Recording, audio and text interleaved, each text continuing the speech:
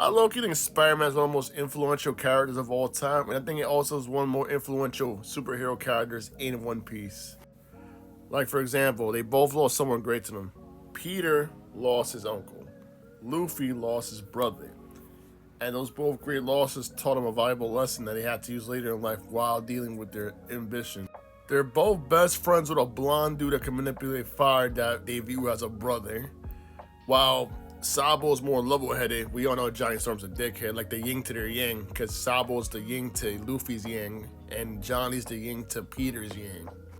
They also have a weird, complex friendship with a person that's impaired, but it's kind of funny how it's like Daredevil and this dude, Zamro, both have like a strong sense of justice, but also believe in how Peter and how Luffy do things, even though they don't feel it's the same way as them. They both have someone with similar powers to them, even though it's slightly different. Spoilers ahead, but I'm not going to say anything, but you know, it's kind of a fact. They both have an enemy with a leopard skin theme that are assassins they both have a deep, interesting fight that grows them as characters. A literal dude that can manipulate sand, like come on, like Crocodile and Sandman are pretty much the same people, just both want to take over. One wants to rob a bank and one wants to take over the world.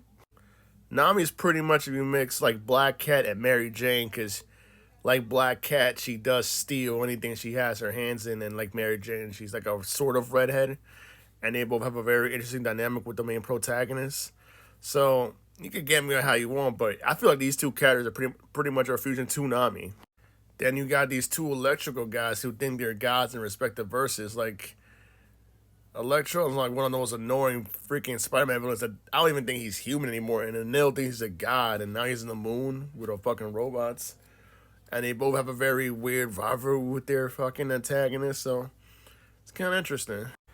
And the reason why I put Green Goblin and Don Flamingo together is because, ironically, they both have a long-standing rivalry. And it's not like Don Flamingo hates Luffy or Green Goblin hates Spider-Man. It's more like Don Flamingo's Celestial, and Celestials have beef with anyone with the name D on it. Pause. And then the Green Goblin's from the Goblin Totem Pole, whatever the hell the pole. And then you got the Spider Totem, and they both have an internal beef the same way as the D Clan and the Celestial. So it's like, not that they necessarily have beef with that person, but it's like a generational beef that will never end because it's part of their bloodline.